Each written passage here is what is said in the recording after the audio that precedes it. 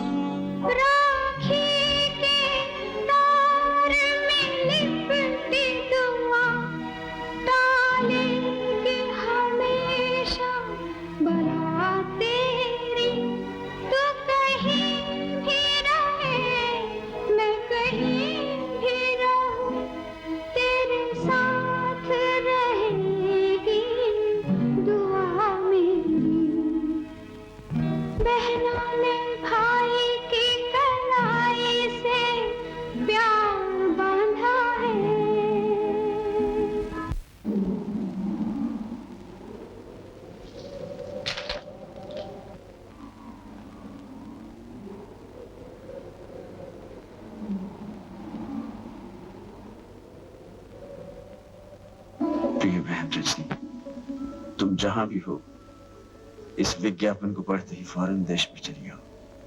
तुम्हारा भैया। प्रिय बहन रज्जो, मैं तुम्हारे तलाश में भटक रहा हूं। तुम जहां भी हो, इस विज्ञापन को पढ़ते देशपुर चली आओ। तुम्हारा भैया। यह अजीब इश्तिहार है। मैं कहता हूं यह अजीब नहीं, बल्कि भेद भरा इश्तिहार है। वो तो इत्तेफाक है कि मेरी नजर पड़ गई। तुम मेरी मदद कर सकते हो, क्योंकि तुम देशपुर थाना के इंचार्ज हो और उस दिन जेल में भी तुम अजीत को देख चुके हो। अजीत? हाँ, देखा तो था, लेकिन उस वक्त उसे दाढ़ी मूंछें थी और इस बात को कई महीने हो चुके, और फिर उसकी शक्ल ठीक तरह से याद भी नहीं। हम पुलिस वाले तनख्वाही सी बात की पाते हैं कि जिसे जमाना न पहचान सके हम पहचान लें, और एक दोस्त के नाते इसीलिए तुम्हें बुलाया था। लेकिन तुम्हें शक कैसे हुआ कि अजीत रज्जो नाम के एक लड़की का भाई है? एक लड़की का नहीं, बहन का भाई है, जिसका नाम रजनी है, जिसे वो बचपन से रज्जो कह के पुकारता है। ये है अजीत की फोटो।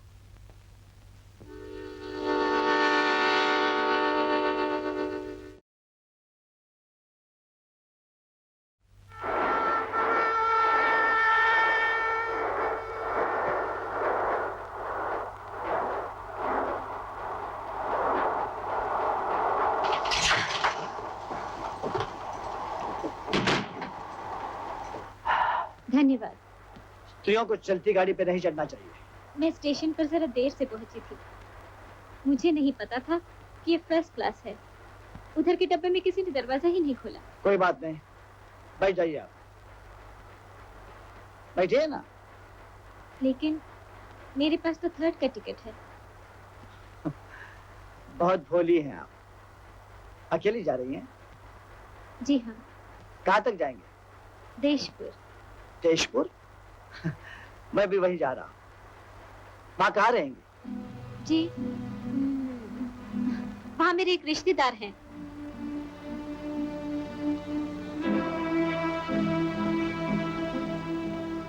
चाय पियेंगी आप? जी।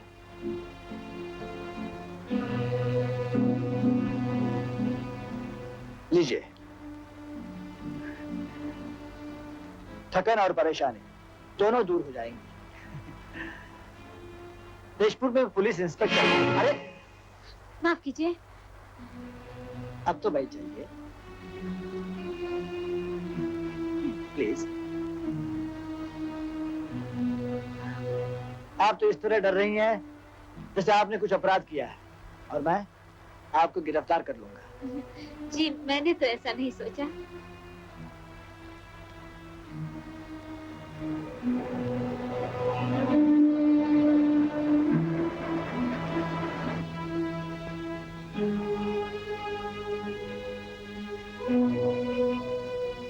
टांगे वाले, तुम अजीत सिंह का घर जानते हो? जी जानता हूँ।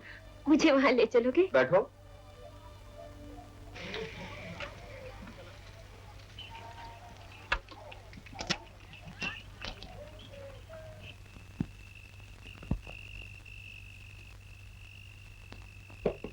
भैया! भैया! अरे ये भैया घर खुला छोड़कर कहाँ चले गए?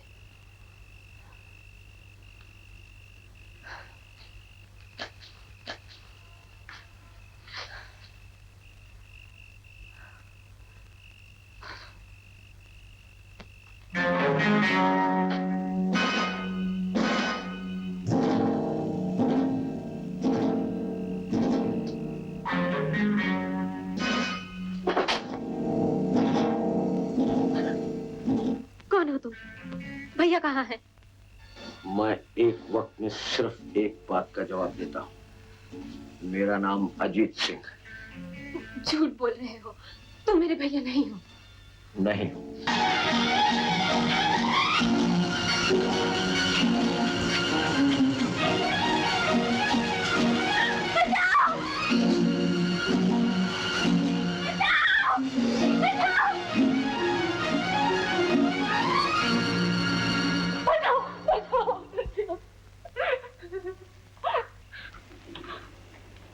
रज्जो, मेरी बहन।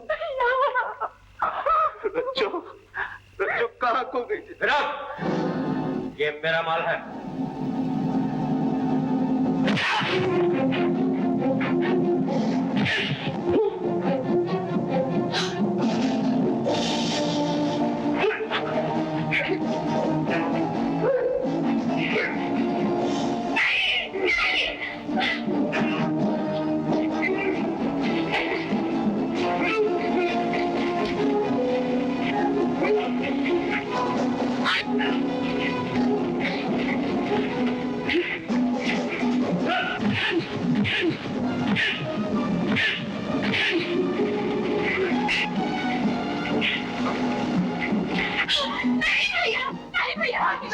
नहीं छोड़ूंगा। तुम्हें मेरी कसम भैया, इसे मत मारो।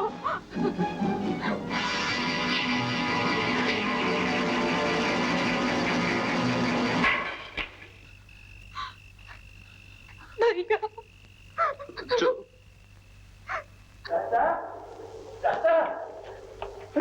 अरे मैंने सोचा कि तुम्हें आने में देर होगी तो जरा खाना पका लो। अरे खाने को छोड़ो चाचा, देखो देखो कौन आया। देखो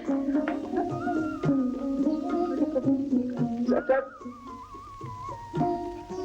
अरे रजनी बेटी। चाचा तुमने पहचान दिया। अरे जिसको देखने के लिए तुम इतने हफ्ते से बेचैन थे, क्या मेरे मन की आंखें उसे पहचान नहीं सकती? बेटा मगर मिली कैसे? बस ये समझे चाचा जी कि भगवान ने मेरी जीवन रक्षा के लिए भैया को भेज दिया। अरे मैंने कहा था ना कि जिस भगवान ने भाई बहन को जुदा किया है, एक दिन वो उन्हें जरूर मिलाएगा, जरूर मिलाएगा।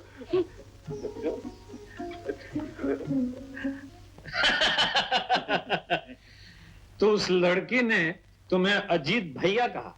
हाँ, मगर आप मेरी बात को यकीन क्यों नहीं करते?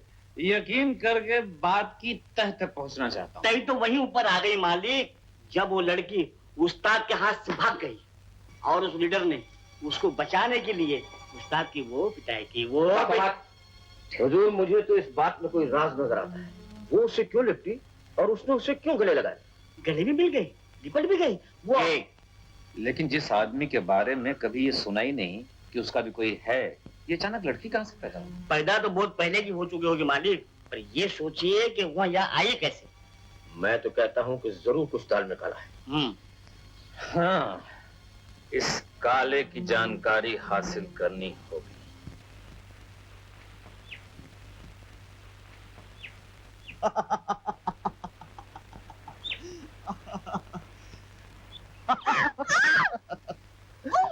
अनुवाद मैं बहुत बहुत बहुत खुश हूँ। जानती हूँ, तुम्हें तुम्हारी बहन मिल गई है ना? हाँ। मैं उनसे मिलने जा रही थी, फिर ख्याल आया कि तुम यहाँ मेरा इंतजार कर रहे हो।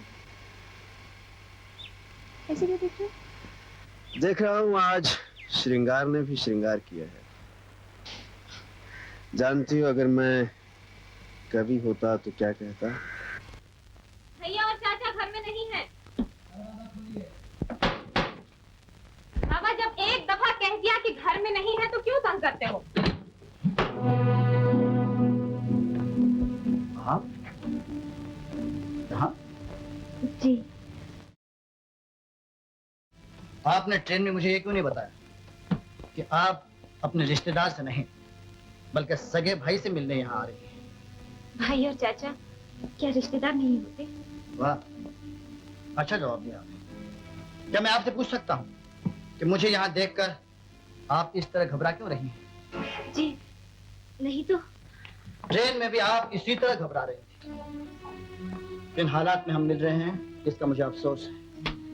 मुझे आपसे हमदर्दी भी है, लेकिन अपने फर्ज के सामने मैं मजबूर हूँ। हालांकि मैं जानता हूँ कि आपके भाई ने यहाँ के मजदूरों के लिए बहुत कुछ किया है, लेकिन रजनी जी, गुनाह आखिर गुनाह ही होता है। नहीं नहीं, मेरे भैया पर कोई इल्जाम मत लगाइए। वो निर्दोष हैं। उन्होंने कभी किसी को कोई नुकसान नहीं पहुंचाया। वो तो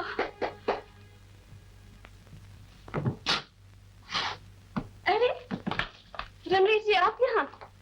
तुम्हें तो घर से न निकलने का हुक्म हुआ था। तो क्या आप मुझे गिरफ्तार करेंगे? नहीं, मैं तो इनके भाई साहब को मिलने आए हैं। हाँ। रजनी, जब मैंने सुना कि तुम आई हो तो मैं दौड़ी चली आई तुम्हारे पास। यह है देशपुर मिल के मालिक की नाते। इन्हीं के वजह से आपके भाई साहब को ये मिल चलाने का अधिकार मिला है। ये मेरे बहन के समान है। इनका शुभ नाम है अनुपमा। अच्छा, भैया आपके बारे में सारी रात बातें करते रहे। अनु दीदी, अब हम तुम बातें करेंगे। लेकिन आपको विनोद से क्या काम है? मामला कुछ ऐसा है, विनोद के बारे में मुझे पूरी जानकारी हासिल करके कोई ठोस कदम उठाना है। ये आप कैसी बातें कर रहे हैं? आप जानते हैं कि यहाँ के लोग विनोद को देवता मानते हैं। अगर किसी ने उन पर उंगली भी उठाई तो लोग मारने मरने पर तैयार हो जाएंगे, मिल बंद हो जाएगी और दिनेश अपने मकसद में कामयाब हो जाएगा। लेकिन इन सब बातों से मेरा क्या वास्ता है अनु? अगर वास्ता नहीं तो बताइए उसने क्या किया है? चोरी की है, डाका डाला है, किसी का खून किया है? विनोद के बारे में तुम्हारी सच्ची भावनाओं का आज मुझे पता चला। दरअसल कल रात विनोद और अजीत मस्तान में मारपीट हुई। दिनेश ने रिपोर्ट लिखाई और भैया ने जो कुछ किया ठीक किया है। वो बदमाश मेरे साथ बदतमीजी करने की कोशिश कर रहा था। वाह, आपका जवाब नहीं। चोर चिल्लाया चोर चोर, और आप उसे छोड़कर साहूकार को गिरफ्तार करने चले आए। गिरफ्तार किया तो नहीं।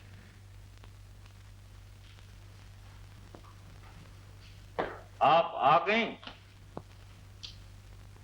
मैं काफी देर से आपका इंतजार कर रहा हूं।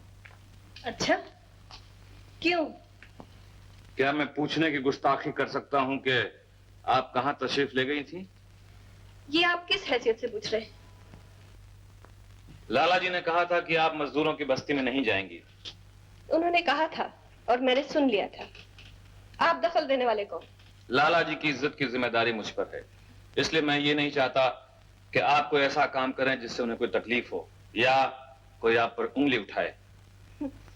अफसोस मिस्टर दिनेश कि जो जिम्मेदारी आपको दी जाती है आप उसमें कामयाब नहीं हो पाती।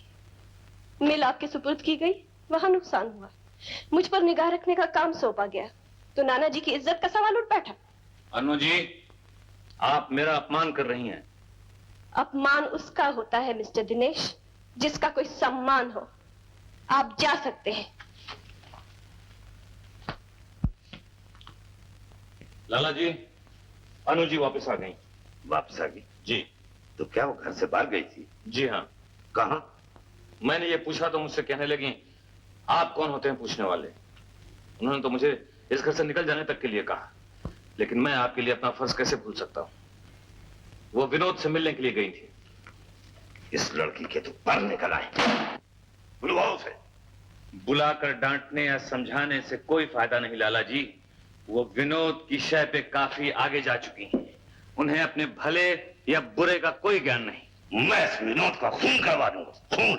लाला जी, आज 20 साल पहले का जमाना नहीं रहा। जल्दबाजी और जोश में सब कुछ चौपट हो सकता है। अगर आप चाहें तो मैं आपको एक सलाह दूं। क्या?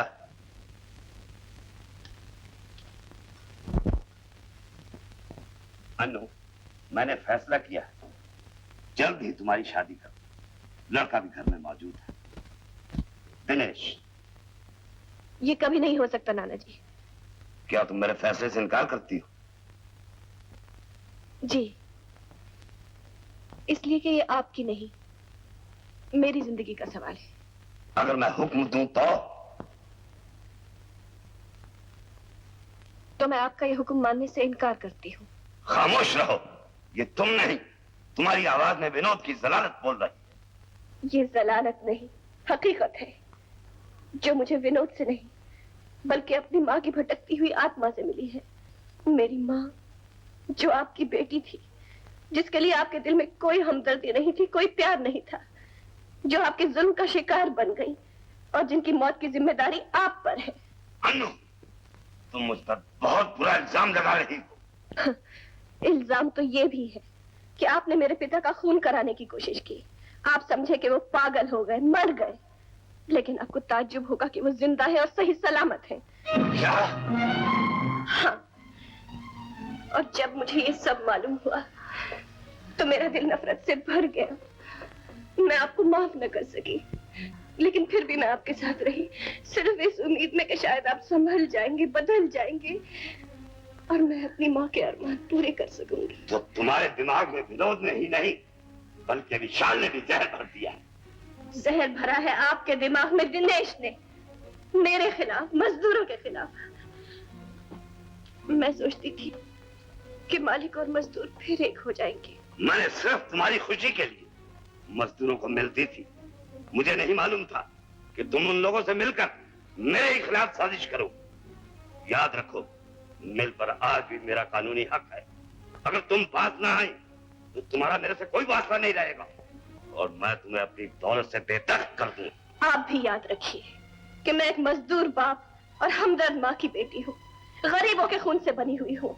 ठोकर मारती हूँ आपकी दौलत को। इस दौलत को आप ही ओढ़िए और बिछाइए ताकि ये दुनिया याद रखे, अच्छी तरह याद रखे कि दौलत के नशे में आप अंधे हो गए थे, बेरहम हो गए थे, जालिम हो गए थे, खुदगर्ज हो गए थे। मैं जा रही हूँ नाना जी, हमेशा के लिए।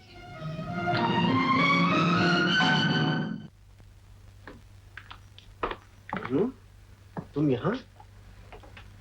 हाँ, आज मैं नाना जी का घर छोड़ कर रही हूँ।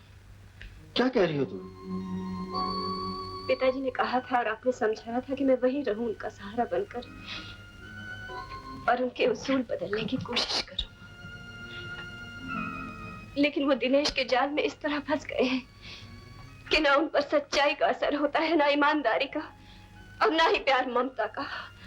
वो आपको और मजदूरों को दिए हुए वचन भूलकर सिर्फ एक धनवान की तरह हुक्म चलाना चाहते हैं, हुक्म जिस पर अमल किया जाए। कि नानू, तुम्हारी मुखालफत का जवाब देने के लिए वो कोई भी तरीका इख्तियार कर सकते हैं। मुझे कोई परवाह नहीं, मैं तुम्हारे पास आई हूँ, तुम्हारे पास रहूंगी। ठीक है अनु, लेकिन मैं एक अजीब उलझन में फंसा हुआ हूँ। उलझन? हाँ, मैंने कई बार तुमसे कहना चाहा, मुझ में हिम्मत नहीं हुई। तो अब कह दो। अनु, मैं एक अभागा इंसान हूँ। तुम्हारी हमदर्दी ने मुझे एक नया रास्ता दिखाया है। तुम्हारा प्यार मुझे जिंदगी में सब कुछ दे सकता है, लेकिन तुम्हारे और मेरे बीच दुनिया की कोई ताकत नहीं आ सकती विनोद। है क्या? कानून। कानून? मैं बालिग हूँ, मुझे नाना जी का एक पैसा नहीं चाहिए। मैं नहीं चाहता मेरी वजह से तुम्हारा भविष्य बिगड़े। भविष्य तुम्हारी वजह से बिगड़ेगा नहीं, बनेगा विनोद। तुम नहीं समझ रही अनु, कानून की नजरों में मैं एक फरार मुजरिम हूँ। मुजरिम? हाँ, मुझ पर खून का इल्जाम है। एक ऐसे आदमी के खून का इल्जाम जिसने मेरी बहन की इज्जत लूटने की कोशिश की। वो इंसान नहीं, हैवान था। मैंने रज्जो से सब कुछ सुन लिया। हाँ अनु दीदी, पिस्तौल की गोली अनजाने में चली थी। वो कमीना भैया को मारने की कोशिश में खुद मरा और इल्जाम इन पर लगा। मैंने अपील भी की थी, लेकिन जब मुझे पता चला रज्जो घर से चली गई, तब मैं एक डाकू की मदद से जेल से फरार हो गया। उस रात ट्रेन में जब तुमसे मिला, तब भी मैं इसी की तलाश में भटक रहा था। लाला जी, अन्नू जी वापस नहीं आएंगी और मिल भी हमारे हाथ से गई। रणवीर को बुलाओ। अन्नू के भगाने के इल्जाम में विनोद और विशाल को गिरफ्तार किया जाए। अन्नू जी अपनी मर्जी से गई हैं और वो बालिग हैं। तो फिर मिल बंद कर दो। जब लोग भूखों मरेंगे तो पता चल जाएगा। लाला जी, मिल हमने मजदूरों को बाकायदा एग्रीमेंट करके दी है, इसीलिए हम विनोद के खिलाफ भी कोई कार्रवाई नहीं कर सकते। मैंने बिना सोचे समझे अन्नू की उस वक्त बात मान ली। अब क्या होगा? मेरे पास एक तरकीब है जिससे सांप भी मर जाए और लाठी भी नहीं टूटे। वो क्या? अगर आप इजाजत दें तो बारूद लगाकर मिल को उड़ा दिया जाए। ये क्या बक रहे हो? यही एक तरीका है लाला जी। एक तीर और दो निशाने। मिल का नुकसान इंश्योरेंस कंपनी दे देगी और मैं ऐसे गवाह तैयार कर लूंगा जिससे यह साबित हो जाएगा कि विनोद और विशाल ने मिल में आग लगाई है। आपके एक इशारे पर रणवीर उन्हें गिरफ्तार कर लेगा और फिर अन्नू जी को लाचार होकर आपके पास आना पड़ेगा। जी, इसे गौर से देखो। ये मिल का नक्शा है। यहाँ डायनामाइट लगाकर हम मिल को उड़ा सकते हैं और उसके बाद विनोद और उसके साथियों को आसानी से कानून की जाल में फंसा सकते हैं।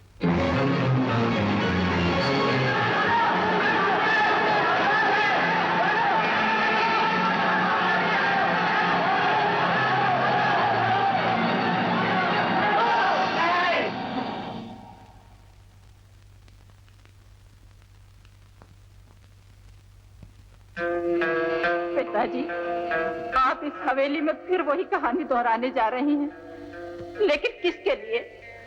कौन भोगेगा इस दौलत को?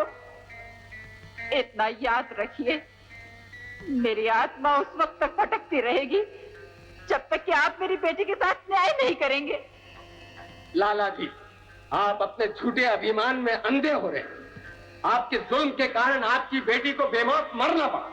आपने उसके पति का कत्ल करवाना था और अब आप अपनी मिल में आग लगाकर अपनी जिद पूरी करना चाहते हैं। सोचिए, इससे आपको क्या मिलेगा?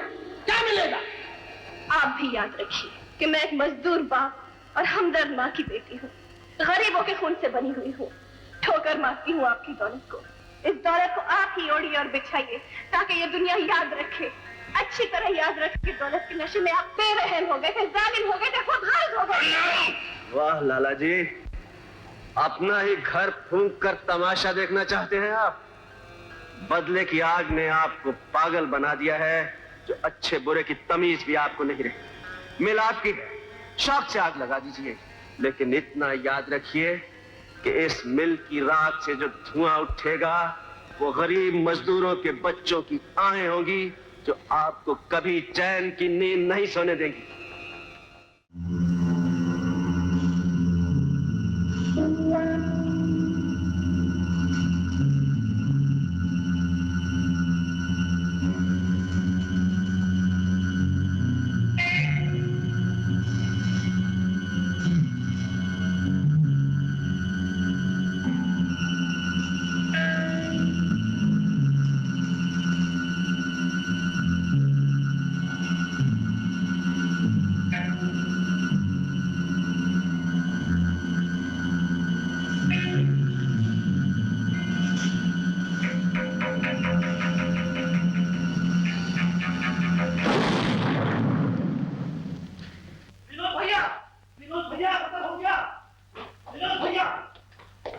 क्या हुआ?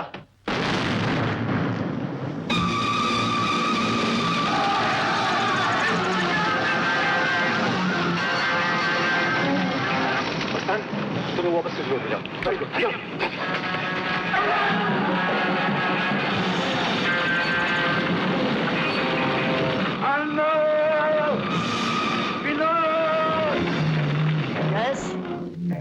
हाँ दिनेश बाबू, मुझे पता लग चुका है।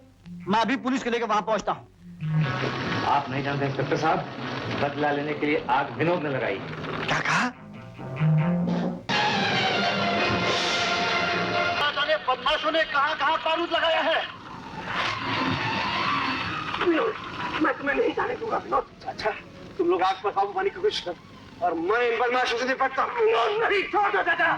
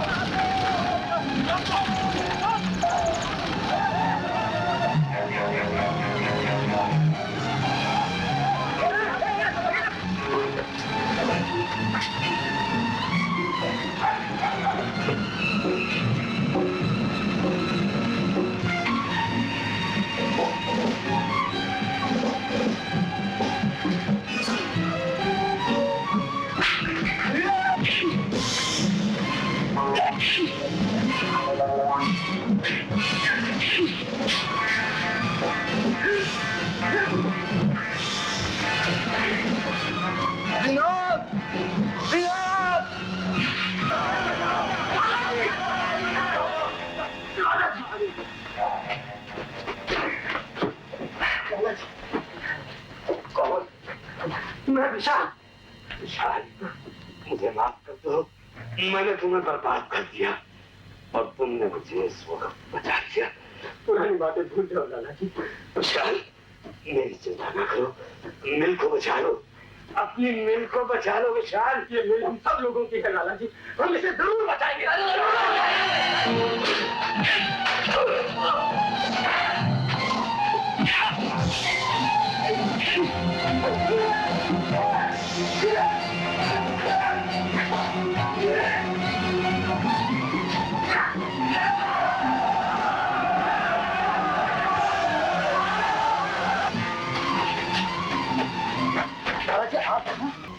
घबराए नहीं लाला जी, ये सब करतूत विनोद की है।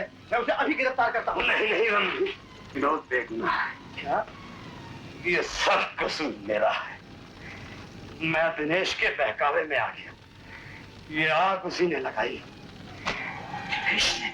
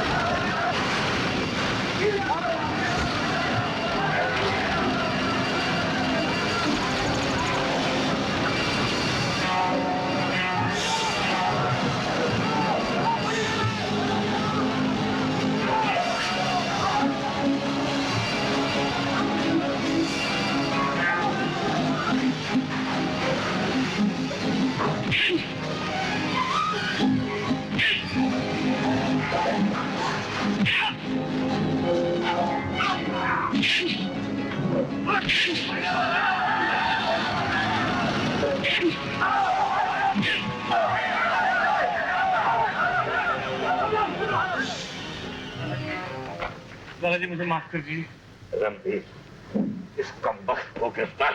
दिनेश, मुझे तुमसे ये उम्मीद नहीं थी। ले जाओ इसे, ले जाओ।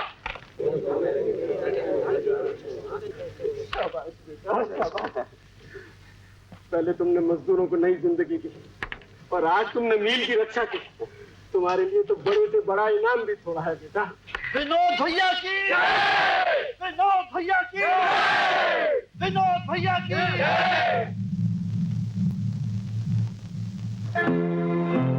चाचा, मेरा इनाम तो इंस्पेक्टर साहब के पास है। हाँ इंस्पेक्टर साहब, मैं जानता हूँ आपने सब कुछ जानते हुए भी मुझे इतना वक्त दिया कि मैं अपना फर्ज पूरा कर सकूं। लेकिन आज मुझे कोई चिंता नहीं, न मिल की, न अपने मजदूर भाइयों की और न अपनी बहन की। आपका अजीत हाजिर है। मैंने खुद अपनी आंखों से देखा था, जब बलदेव ने अजीत को अपनी पिस्तौल का निशाना बनाया तो अजीत ने उसका हाथ पकड़ लिया था। इसके बाद दोनों में काफी हाथापाई हुई और इस छीना झपटी में बलदेव अपनी पिस्तौल से खुद अपने ही हाथों मारा गया। न सिर्फ भाई बहन के प्यार की मिसाल अदालत के सामने मौजूद है, बल्कि एक ईमानदार और दूसरों के लिए अपनी जान पर खेलने वाले अजीत से भी लोगों को नसीहत देनी चाहिए। मुकदमे के हालात और खास तौर पर गवाह मोती के बयान पर यकीन करते हुए मैं मुल्जिम अजीत सिंह को बलदेव सहाय के कत्ल के इल्जाम से बाइज्जत बरी करता हूं। लेकिन जेल से भागने का जुर्म अजीत सिंह के खिलाफ साबित है, मगर मुल्जिम जो सजा पहले ही भुगत चुका है वो इंसाफ के मकसद को पूरा करती है। इसलिए मुल्जिम अजीत सिंह को रिहा किया जाए।